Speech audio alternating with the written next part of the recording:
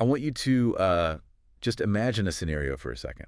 You have just spent 7 grueling, high-stress months nurturing this massive enterprise deal. Oh, absolute worst kind of stress. Right. I mean, we are talking about a $380,000 contract, the kind that could, you know, completely change your startup's trajectory. It's a make-or-break moment. Exactly. You've done all the customized demos. You've navigated this whole maze of stakeholders. You are at the absolute finish line with the procurement team. You can basically taste the commission. Yes.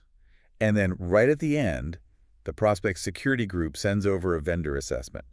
And it's a 247-question spreadsheet. Just brutal. You scroll down to question 14, and it simply says, provide your most recent SOC2 Type 2 report. And this is where the devastating part of the scenario kicks in. You look in your internal drive, and you realize you don't have one. Oh, no. Or, which is actually sometimes worse, the one you do have is like 14 months old, which is effectively useless to a modern enterprise buyer today. So you scramble, right? Like your entire engineering team drops whatever they're doing. Mm-hmm. 6 whole weeks go by while you frantically try to, I don't know, pull the documentation together, take all these screenshots of your systems, hire an auditor. Which is incredibly expensive and slow. Right. But in those 6 weeks, the momentum just completely dies. The internal champion you had at the enterprise company, the one pushing your deal forward, they move on to another priority. The budget gets reallocated. Yep. And just like that, the deal is dead.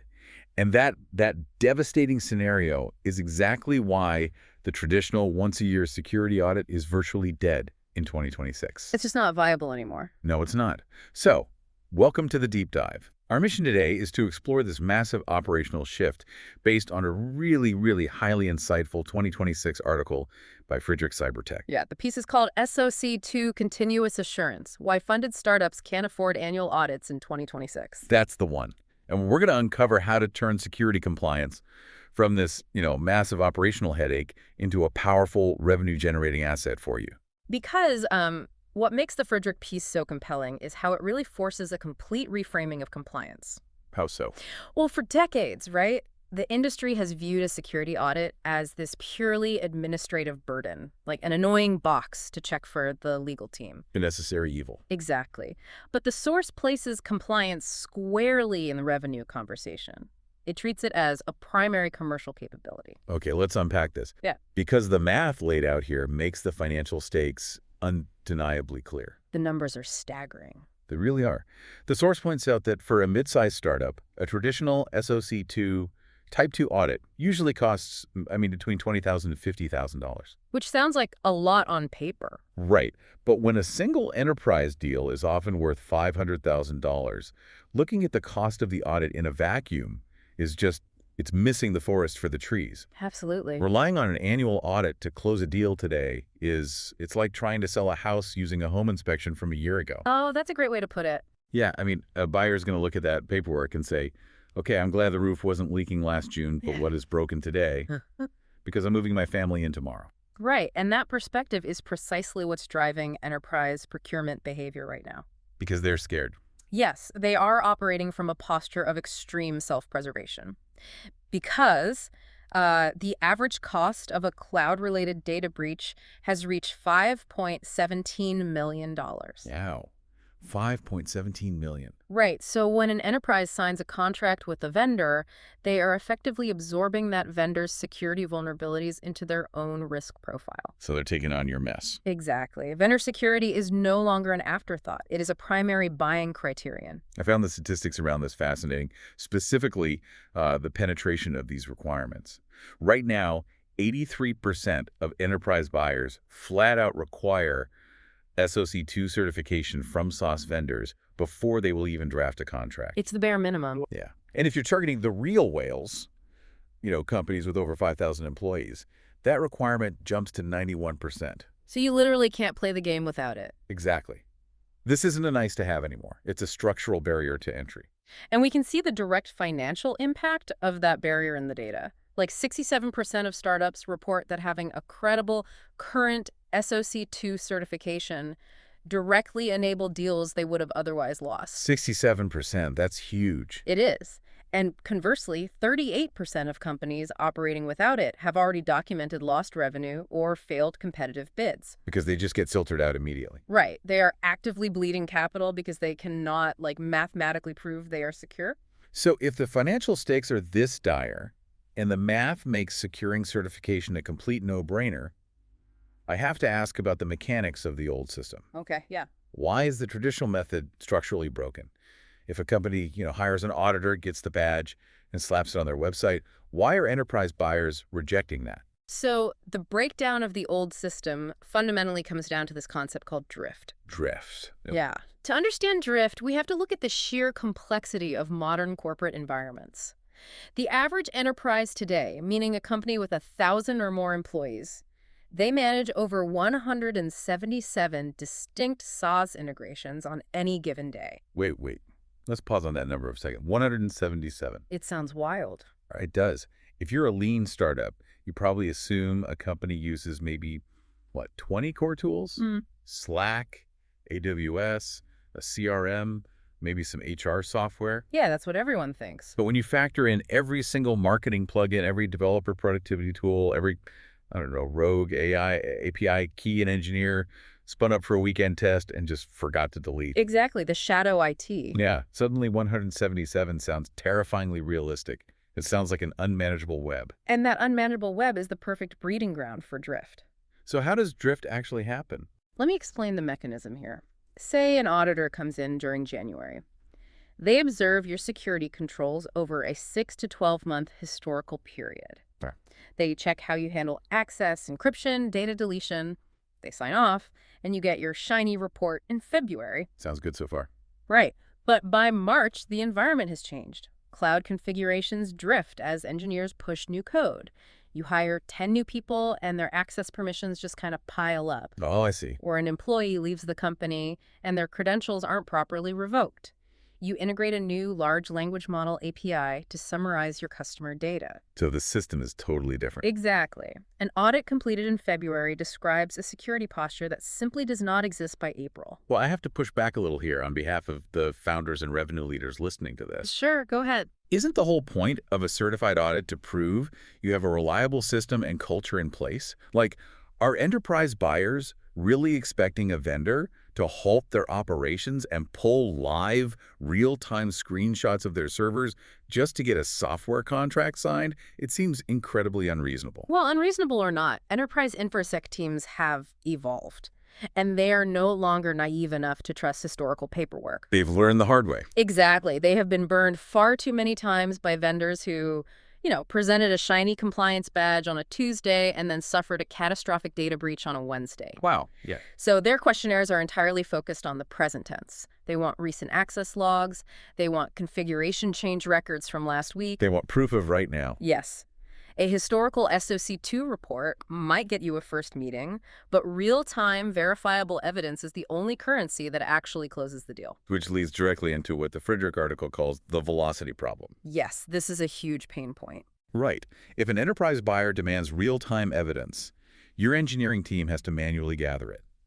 If your lead developer is spending 4 to 6 weeks digging through AWS logs and zipping up screenshots for every single prospect in your sales pipeline, that friction compounds. It's an agonizing process. Sales cycles stall, revenue is delayed. Your chief revenue officer starts asking questions that your technical team just cannot answer fast enough, and the manual scramble ultimately kills your deal velocity. That manual scramble is the ultimate deal killer, which is why the solution presented in the source is a complete operational shift. Okay, tell me about the shift. They advocate for treating SOC2 as a live, continuous business capability. It's a model known as continuous assurance.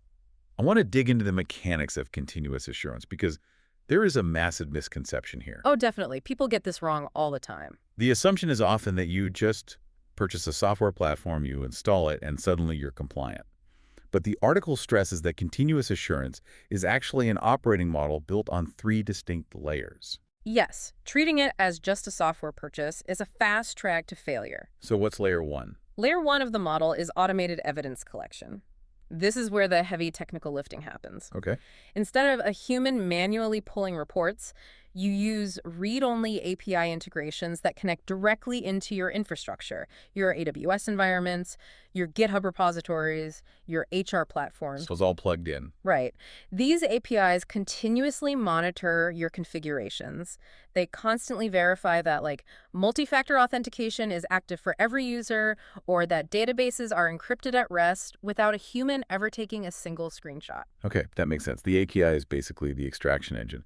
Then we move to layer 2, which is ongoing risk assessment. Exactly. So instead of doing this massive, frantic readiness sprint right before your annual auditor is scheduled to arrive, the system is evaluating risk contextually against your current business reality.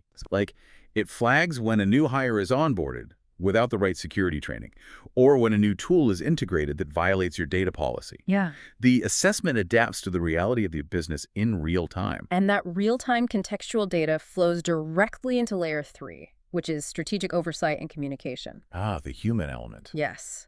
The source highlights this third layer as the crucial differentiator, where automation-only tools completely fail. Here's where it gets really interesting, because I love this concept and it makes me think of an analogy. Okay, let's hear it. Having an automated compliance dashboard is like having a fridge full of raw ingredients.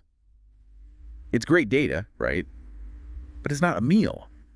The strategic oversight layer is the chef that actually bakes the cake. I mean, you can't just hand a prospect raw flour and expect them to sign a contract. That is an excellent way to frame it. Right. Automation produces raw data alerts, dashboards, and system warnings. But data without translation is just noise. Whether you are presenting to your board of directors, a venture capital firm doing due diligence, or the procurement lead at a Fortune 500 company, they do not want to parse your raw data. They don't have the time or the patience. Exactly. They want a clear, concise, 2-paragraph summary of what your risk exposure means for next quarter's revenue targets. Translating technical risk into board-ready or investor-ready language is the real secret weapon of continuous assurance. The FRIDRICK piece provides a very clear checklist of who needs to be establishing this 3-layered capability right now. Yeah, the triggers are very specific. If your company is closing deals with over $100,000 in annual contract value, the stakes are simply too high to rely on manual audits. Absolutely. If you've recently raised a Series A or B round, your investors are absolutely going to demand this level of rigor. They'll audit you themselves if you don't. Exactly. And if you are expanding your operations into the US, UK, or EU markets, or if you're simply seeing security reviews routinely block or delay your sales, continuous assurance is no longer optional for your survival. The market has decided it is a baseline requirement for scaling. Yeah. However, understanding the theory of continuous assurance and actually implementing it inside a fast-moving startup, those are two very different challenges. Which brings up a very practical question for the founders listening. If I'm not monitoring a compliance dashboard 24/7, Right. when do I actually look at this stuff? Right. How do I operationalize this without turning my entire engineering department into full-time compliance officers? Well, the beauty of a continuous assurance model is that it removes the need for constant low-level panic. Oh, thank goodness. Right. You aren't reviewing your security posture every single hour. The automated API tools in Layer 1 handle the continuous monitoring. Human intervention happens precisely when it matters most, driven by specific business triggers. Okay, triggers. The article outlines 5 specific operational triggers that should automatically activate a structured review of your security posture. Let's explore those triggers because they really map to the life cycle of a growing company. They really do. The most obvious trigger is a new enterprise letter of intent.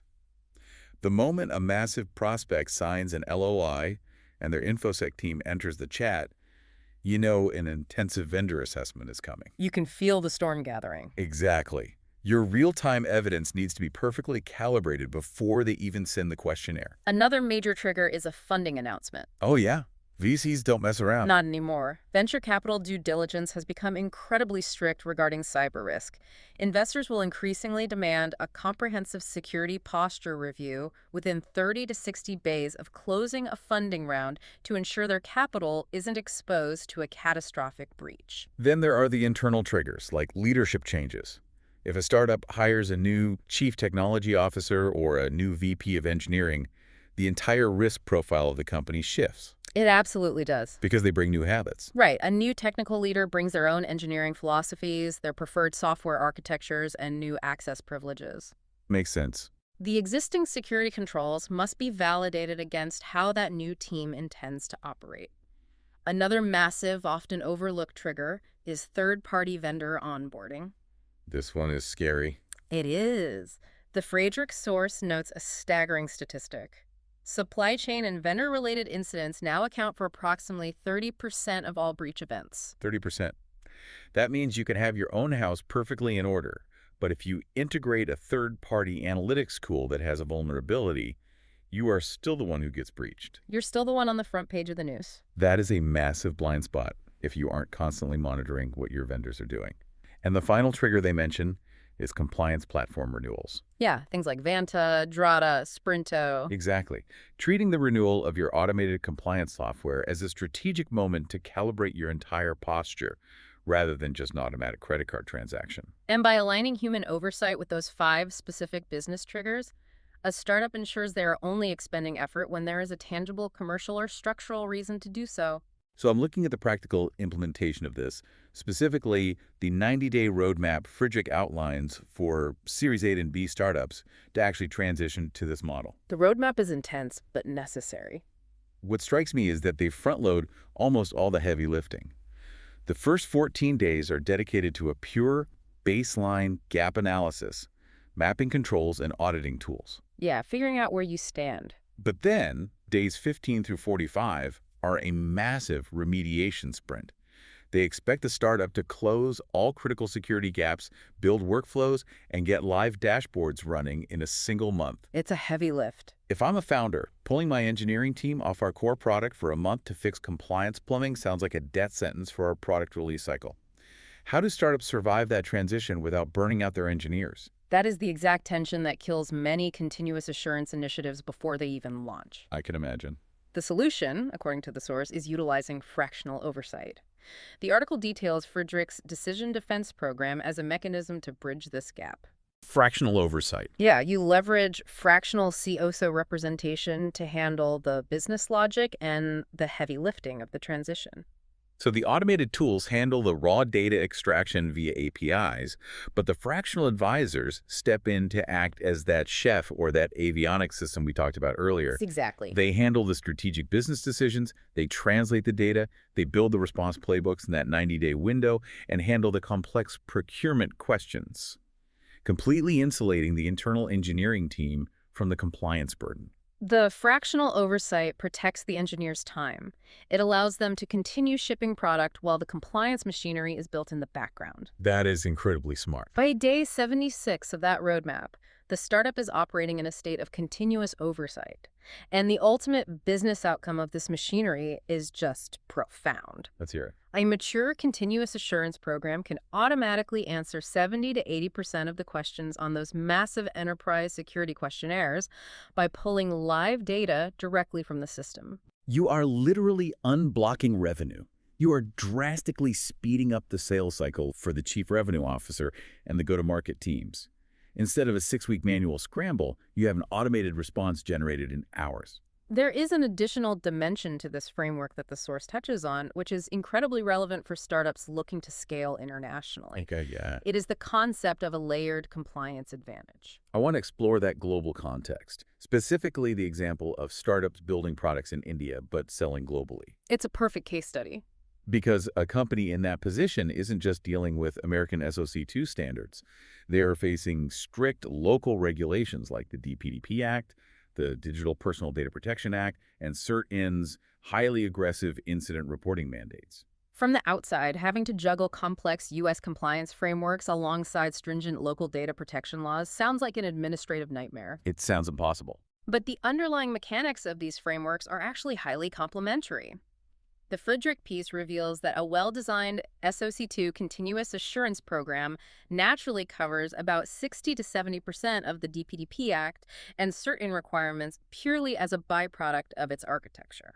So what does this all mean? How does that actually work in practice? It sounds almost like a buy one, get several free discount on global compliance.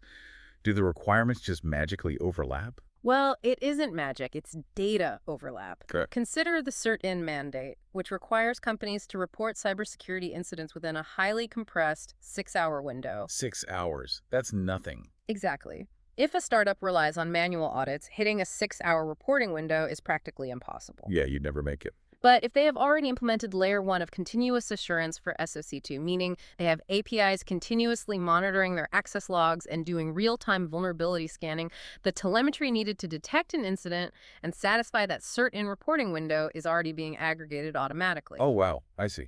Right. The data pulled for SOC2 access controls naturally maps to the data privacy requirements of the DPDP Act. So the incremental cost of satisfying those multiple global frameworks drops significantly. They aren't starting from scratch every time a new regulation pops up, Not at all. which turns what looks like a massive administrative hurdle into a lethal competitive weapon. If an India-based startup is targeting a US or EU enterprise buyer, they can walk into that procurement meeting and confidently demonstrate real-time compliance across multiple global frameworks simultaneously. Which is a huge flex. It really is. That makes them incredibly agile compared to a legacy competitor who is still relying on last year's paperwork and, struggling to understand local data laws. It establishes an immense amount of trust very quickly. Enterprise buyers will naturally gravitate toward vendors who can mathematically prove their security posture across multiple jurisdictions without hesitation. Bringing this all together for you listening. Every month, a company operates on the old annual audit model. They are actively making a choice. A very expensive choice. Yes. They are choosing to treat compliance as a documentation chore rather than a capability that drives revenue. Shifting to continuous assurance removes the friction from your enterprise sales cycle. It mathematically satisfies your investors' due diligence, and it turns your security posture into a genuine, verifiable commercial asset. The enterprise market has fundamentally changed how it evaluates risk. Buyers will simply price your outdated compliance methods into their decision-making process. They will. If you are slow to answer their security questionnaires, they will logically assume you are a risky vendor and move on to a competitor who has real-time answers ready to go. Before we wrap up, there is a final thought that really builds on everything we've discussed today, looking slightly further down the horizon. I like where this is going. We've spent this time talking about automating the vendor side collecting evidence continuously, automatically answering 80% of questionnaires.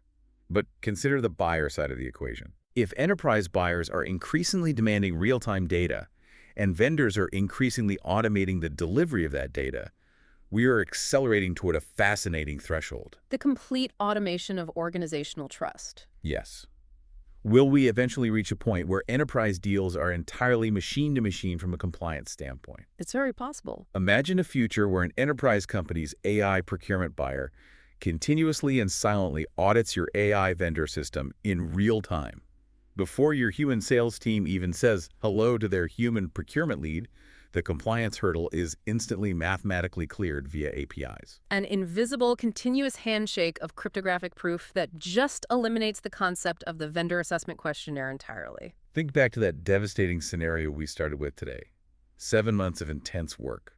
A $380,000 deal hanging in the balance. A spreadsheet. The spreadsheet.